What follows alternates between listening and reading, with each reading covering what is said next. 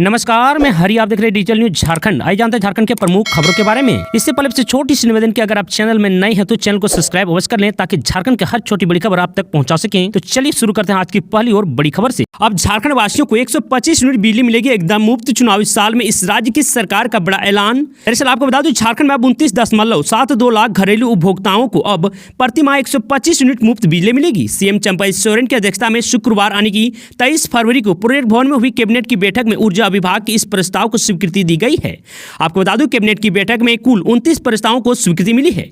आपको बता दूं कि इस बैठक के बाद कैबिनेट सचिव अजय कुमार सिंह ने बताया कि अभी तक 21.72 लाख परिवारों को 100 यूनिट प्रतिमाह मुफ्त बिजली मिलती थी। यानी प्रतिमाह मुफ्त बिजली में बढ़ोतरी के साथ घरेलू उपभोक्ताओं का भी दायरा बढ़ाया गया है। कुल 7.43 लाख नए घरेलू उपभोक्ताओं को अब मुफ्त बिजली के लाभ से जोड़ा गया है। तो वहीं इधर कैबिनेट की बैठक में राष्ट्रीय स्वास्थ्य मिशन के तहत विभिन्न क्षेत्र में काम कर रही ग्रामीण स्तरीय सहियाओं, आशा कार्यकर्ताओं को चिकित्सक व्यवस्था सुदृढ़ करने के लिए भी टैब दिया जाएगा। इसका लाभ कुल 42,664 सहियाओं को मिलेगी। आपको बता दो, टैब खरीदने के लिए कुल 114.25 करोड़ रुपए की प्रशासनिक स्वीकृति मिली है।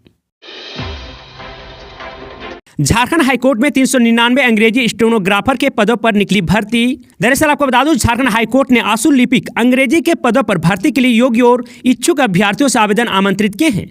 आपको बता दूं कि हाईकोर्ट के इस भर्ती अभियान में कुल 399 रिक्तियों पर योग्य अभ्यर्थियों की नियुक्ति की जानी है।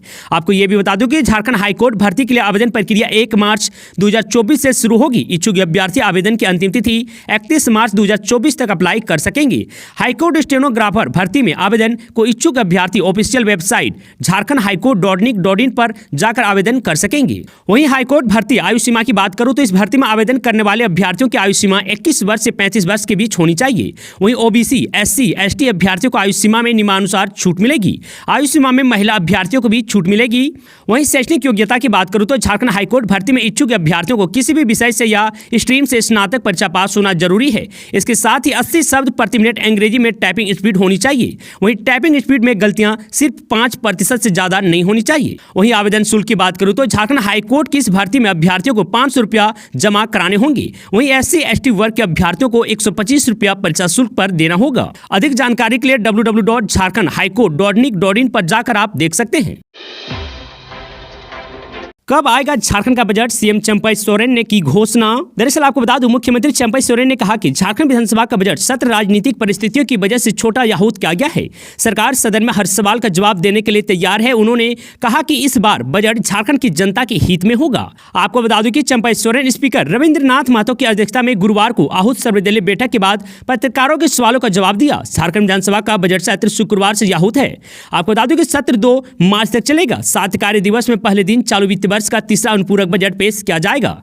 आपको बता दूं कि चंपई सरकार 2024 से 2025 का बजट 27 फरवरी को पेश करेगी। बैठक में मुख्यमंत्री चंपई सोरेन, नेता प्रतिपक्ष अमर कुमार बावरी, मंत्री सत्यानंद भोक्ता, सदस्य लंबोदर महतो, सरू राय, प्रदीप यादव, कमलेश कुमार सिंह के अलावे सभा सचिवालय के प्रभारी सचिव सैयद जावेद हैदर शामिल रहे। आपको बता दें कि संसदीय कार्य मंत्री ने राज्य से बाहर होने की जानकारी स्पीकर को दी थी। कांग्रेस की ओर से कोई सदस्य मौजूद नहीं रहे। झारखंड युवाओं के लिए गुड न्यूज, इन पोस्ट पर 178 लोगों को मिलेगी नौकरी, कैबिनेट से मिली मंजूरी। दरअसल आपको बता दूं, राज्य में महिला की सुरक्षा एवं शक्तिकरण के लिए केंद्र प्रायोजित मिशन शक्ति का सही तरीके से संचालन हो, इसके लिए 178 कर्मियों की नियुक्ति की जाएगी। महिला बाल विकास एवं सामाजिक सुरक्षा विभाग द्वारा आउटसोर्सिंग से यह नियुक्ति होगी। आपको बता दूं, नियुक्ति प्रक्रिया को राज्य कैबिनेट से स्वीकृति मिल चुकी है। मिशन शक्ति योजना के तहत संबल और सामर्थ्य घटक कार्यक्रमों के तहत कुल 9 योजनाएं चलाई जानी है। संबल कार्यक्रम के तहत 1 स्टॉप सेंटर, महिला हेल्पलाइन, बेटी बचाओ बेटी पढ़ाओ और नारी अदालत का संचालन होता है। आपको बता दें कि मिशन शक्ति के तहत संचालित उपरोक्त योजनाओं के सही क्रियान्वयन के लिए महिलाओं को शक्तिकरण केंद्र का गठन किया जाएगा। इसके तहत राज्य स्तर पर राज्य के केंद्र और जिला स्तर पर एक केंद्र बनेगा। आपको बता दूं कि इन्हीं केंद्रों के लिए ही आउटसोर्सिंग पर कर्मियों की नियुक्ति की जाएगी। इसके लिए कुल 176 पदों का सृजन किया गया है। तो आपको बता दूं कि राज्य वाले केंद्र में कितने पदों की होगी नियुक्ति। तो आपको बता दूं कि राज्य स्तर पर बनने वाले केंद्रों के लिए कुल 8 पद स्वीकृत किए गए हैं। इसमें स्टेट मिशन कोऑर्डिनेटर के लिए 1, जेंडर स्पेशलिटी के लिए 2, रिसर्च एंड ट्रेनिंग स्पेशलिटी के लिए 2, आउट असिस्टेंट के लिए 1, ऑफिस असिस्टेंट के लिए 1 और एमटीएस के लिए 1 पद शामिल है। वहीं जिला स्तर पर केंद्र नियुक्ति की बात करूं तो जिला स्तर पर बनने वाले केंद्र के लिए कुल 168 पद स्वीकृत किए गए हैं। इसमें डिस्ट्रिक्ट मिशन कोऑर्डिनेटर के लिए 24, जेंडर स्पेशलिटी के लिए 48, स्पेशलिटी इन फाइनेंशियल लिटरेसी के लिए 24, अकाउंट असिस्टेंट के लिए 24, DEO 4, PMMVY कर्मी के लिए 24 और MTS के लिए 24 पद शामिल है। इनामी नक्सली मनोहर पहिया ने साथी के साथ किया सरेंडर, मिला 10 लाख रुपए का चेक। दरअसल आपको बता दूं कि JJMP के 10 लाख के इनामी जोनल कमांडर मनोहर पहिया उर्फ विमलेश पहिया अपने एक अन्य साथी एरिया कमांडर दीपक कुमार भुइयां उर्फ कुंदन के साथ सरेंडर किया है। आपको बता दूं कि मनोहर ने झारखंड सरकार की आत्मसमर्पण एवं पुनर्वास नीति नई दिशा से प्रभावित होकर आत्मसमर्पण किया है। आपको बता दूं दोनों नक्सलियों ने शुक्रवार को लातेहार SP कार्यालय में पलामू IG राजकुमार लाकड़ा, CRPF पलामू जोन के पुलिस उप निरीक्षक पंकज कुमार, पुलिस अध्यक्ष अंजनी अंजन के समक्ष आत्मसमर्पण किया। सरेंडर करने के बाद दोनों नक्सलियों को माला व बुके व शॉल देकर स्वागत किया। आपको बता दूं साथ ही मनोहर पहिया को 10 लाख रुपए का चेक सौंपा गया है। सरेंडर करने वाला मनोहर पहिया आम वाटिका छिपा दोहर व दीपक कुमार भुइयां चापीकला पांकी पलामू का रहने वाला है। चक्रधरपुर रेल मंडल के 11 स्टेशनों का होगा कायाकल्प, PM मोदी 1000 करोड़ की योजनाओं की रखी आधारशिला। दरअसल आपको बता दूं प्रधानमंत्री नरेंद्र मोदी 26 फरवरी को चक्रधरपुर रेल मंडल के 11 स्टेशनों का अमृत भारत स्टेशन के तहत 1000 करोड़ रुपए की लागत से सौंदर्यीकरण और विकास योजनाओं की ऑनलाइन आधारशिला रखेंगे। इस मौके पर रेल मंत्री अश्विनी वैष्णव भी मौजूद रहेंगे। इस कार्यक्रम को लेकर रेलवे द्वारा सभी जरूरी तैयारियां पूरी कर ली गई है। आपको बता दूं कि चक्रधरपुर रेल मंडल की टाटा नगर में मुख्य कार्यक्रम का आयोजन होगा, जबकि मंडल के कुल 40 स्टेशनों सहित अन्य रेल क्षेत्र में आधारशिला का कार्यक्रम होगा। आपको बता दें इसकी जानकारी चक्रधरपुर रेल मंडल मुख्यालय के DRM सभागार में DRM अजीत कुमार ने दी है। झारखंड सरकार को हाईकोर्ट से बड़ा झटका, नींबू पहाड़ अवैध खनन मामले में CBI जांच पर रोक को हटाई गई।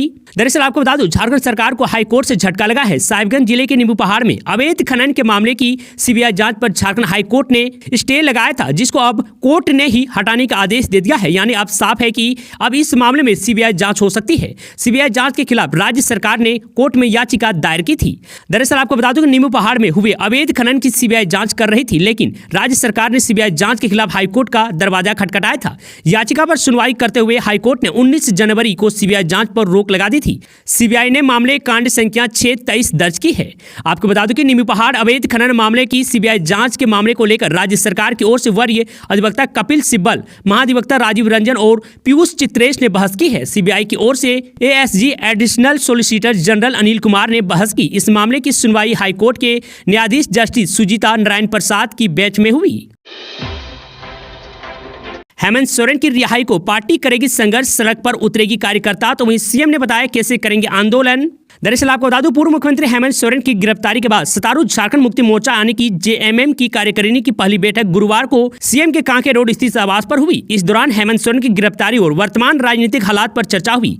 कहा गया कि पूर्व CM हेमंत सोरेन की गिरफ्तारी भाजपा के षड्यंत्र के कारण हुई है। इसके खिलाफ आंदोलन तेज करने का ऐलान किया गया है। वहीं मुख्यमंत्री चंपा सोरेन ने बैठक में अध्यक्षता करते हुए झामो को कार्यकर्ताओं को लोकसभा चुनाव की तैयारी में जुटने का निर्देश दिया है। तो वहीं इधर झामो महासचिव विनोद पांडे ने कहा कि पूर्वी सिंहभूम हेमंत सोरेन की गिरफ्तारी और वर्तमान राजनीतिक हालात पर चर्चा हुई। भाजपा की साजिश के खिलाफ झामो संगठन के आंदोलन को धरना देने का निर्णय लिया है। तो वहीं इधर झामो केंद्रीय कार्यकारिणी की बैठक के बाद पेयजल एवं स्वच्छता मंत्री मिथिलेश ठाकुर ने कहा कि झामो के कार्यकारी अध्यक्ष और पूर्व मुख्यमंत्री हेमंत सोरेन को न्याय मिलने तक पार्टी सड़क पर संघर्ष करती रहेगी। तो वहीं इधर गांडे के पूर्व विधायक सरफराज अहमद ने कहा कि हेमंत सोरेन की गिरफ्तारी के पीछे भाजपा के जग जाहिर हो चुके हैं। भाजपा की इस साजिश के खिलाफ जारी आंदोलन गली मोहल्ले तक पहुंचेगा। स्कूली बच्चों को ठूस कर ले जा रही बस पलटी, दर्जनों बच्चे घायल। तो वहीं ड्राइवर पर नशे में गाड़ी चलाने का आरोप। दरअसल बता दूं हुसैनाबाद के बच्चों को नबीनगर बिहार ले जा रही नबीनगर DAV पब्लिक स्कूल की बस शुक्रवार की सुबह गोंगट ठेंगो गांव के समीप पलट गई। बस में सवार दर्जनों बच्चों को गंभीर चोटें आई है। अन्य कई बच्चे मामूली रूप से घायल हो गए हैं। अभिभावकों का आरोप है कि 2 बस के बच्चों को एक ही बस में ठूस कर स्कूल ले जाया जा रहा था। आपको बता दूं अभिभावकों ने आरोप लगाया है कि बस ड्राइवर शराब के नशे में था, उसे एक बार इसी वजह से हटाया गया था, पर प्रबंधन ने उसे पुनः रखकर बच्चों की जान के साथ खिलवाड़ करने का काम किया है। अभिभावक डॉक्टर एजाज आलम ने बताया कि उनकी बच्ची सरिया एजाज भी इस दुर्घटना में घायल हो गई है। XLRI में 100% प्लेसमेंट, सर्वाधिक 75 लाख का पैकेज।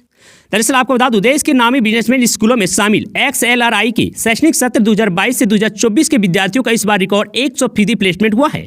आपको बता दूं कि 2 वर्ष के PGDM बिजनेसमैन मैनेजमेंट व ह्यूमन रिसोर्स मैनेजमेंट के बैच के सभी 509 विद्यार्थियों का चयन हो गया है। आपको बता दूं, रिक्वायरमेंट की प्रक्रिया में कुल 154 कंपनियों ने हिस्सा लिया है। उन्होंने स्थान के जमशेदपुर व दिल्ली कैंपस के कुल 509 विद्यार्थियों के बीच 519 देश में जबकि एक अंतर्राष्ट्रीय स्तर पर ऑफर दिया है।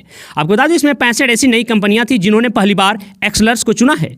आपको बता दूं, देश में प्रतिवर्ष 75 लाख रुपए का सर्वाधिक ऑफर दिया गया है। इस बार खास बात यह रही कि फाइनल प्लेसमेंट में चुने गए कुल 33.39% विद्यार्थियों को समर प्लेसमेंट बेहतर काम की वजह से प्लेसमेंट ऑफर यानी कि PPO मिल चुका था।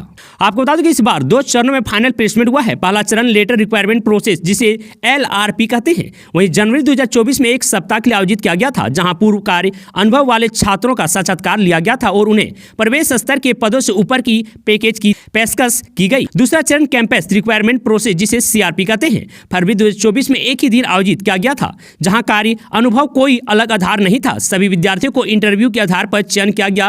प्लेसमेंट प्रक्रिया में जमशेदपुर और दिल्ली कैंपस के छात्रों ने हिस्सा लिया।